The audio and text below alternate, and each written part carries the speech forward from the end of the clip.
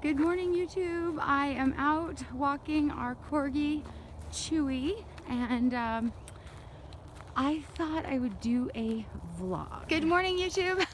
Like I said, I'm out walking Chewy, our corgi, and I was thinking on my walk, because I normally use this time to listen to podcasts and listen to music, and sometimes I jog, but today my hands were getting cold. So I decided to just go ahead and walk and to kind of do some walking up in the, not really in the mountains, but in the steeper areas here so that I could just walk and get some exercise. But while I was on my little journey here, I started thinking about vlogging, and I was thinking about how people sometimes do like a vlog every day in a certain month, and like the one I'm specifically thinking about is that I remember is Vlogtober, and where people do a vlog every day. And I thought, you know, that would be really cool, since I started off and then I basically didn't vlog for a year because there was kind of a little bit of a learning curve, and I was trying to figure out how to vlog around my kids, and then I just decided to just include my kids, and anyway, it was a journey all the way around. But anyway, I decided to try to do a vlog every day for the rest of March, which I think would make this Vlarch. And so I thought I would do a little video about having a high energy dog in a tiny space. And my story about Chewy is we actually adopted him about 2 months before we decided to live in an RV. So here we have this dog who came from a special home. He was like, he's a purebred corgi, and this ought to tell you a story, that he's a purebred corgi that they couldn't get anyone to take him because of his behavior issues. So we thought we would just take him for a little bit. Well, that never works out. So anyway, now he's our dog. He is very high energy. He has a lot of sensory issues. He can't be around like certain noises like balloons and our shades squeak and certain things. But this, so you would think, well, gosh, this isn't the perfect life for him. He needs a farm or something. But actually, sorry, I'm hiking like uphill right now. But this has actually turned out to be the perfect life for him, because he is outside all the time. And so you really, if you can get out with your dog, I mean, if you can get out with your kids and you can get out with yourself, this is the perfect life for them. It's not, I know I see a lot of RVers that have little tiny dogs that just like to sit in the windshield. That would not be Chewy. So if that is your RV life, then that would not be for you. But let me just show you, I'm going to show you this gorgeous backyard. Okay, so here we are in our backyard. This is where we are a lot of the time in this particular place. We're on the Air Force Academy, and my husband used to be active duty, and now he's in the National Guard. So this is so that's how we end up being here. But look at this beautiful space. So this is, my backyard opens up into this, but then there's just hiking all the way across.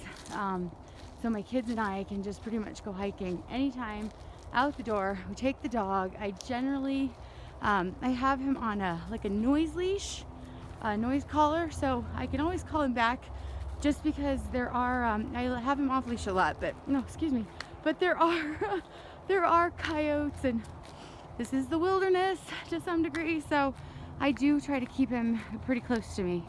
But I just wanted you guys to see that it is very possible, and in fact, our corgi loves being, just look at that, it's beautiful.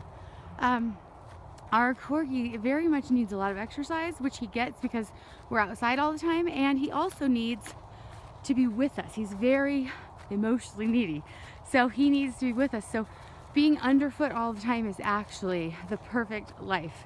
So I hope you enjoyed getting a little peek into the morning life of our very active dog. But one last thing I wanted to mention before I sign off and go home and actually get started with my day is that one thing I did notice about full-time RVing is I wear my Fitbit all the time. It's kind of a funny story how I got that, but that's a different story, because I wasn't really in the market for a Fitbit.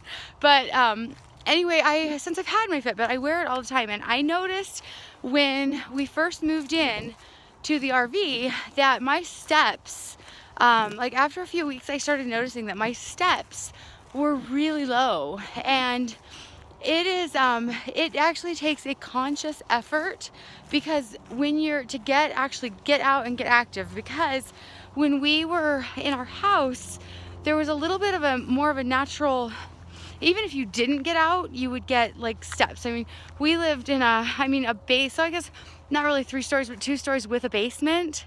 So automatically going up and downstairs to do laundry and running around, you would be active even on a day that you weren't particularly active. Well, in the RV, you're basically reaching just across across the counter to get something, or if your kids need something, you're walking like 2 feet, and that's a little different. So I noticed initially that I was getting like 3,000 or 4,000 steps, and so we really made a conscious effort to really be more active. So every morning I do take the dog out and I walk him for about 45 minutes to an hour in this hike, and then when my kids get up, the first thing we do is go for a walk and then or a hike, and there's this like place right behind our thing where they can look for fossils and stuff like that. So we usually do that, and then we will walk over to do laundry because we still don't have our washer and dryer, which we will before our next move, I hope.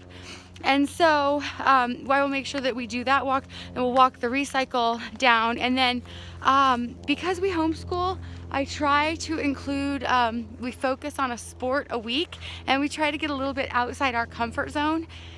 And that is actually, I know I say this a lot, but sorry, I just dropped my little remote there, my chew-mote for the dog.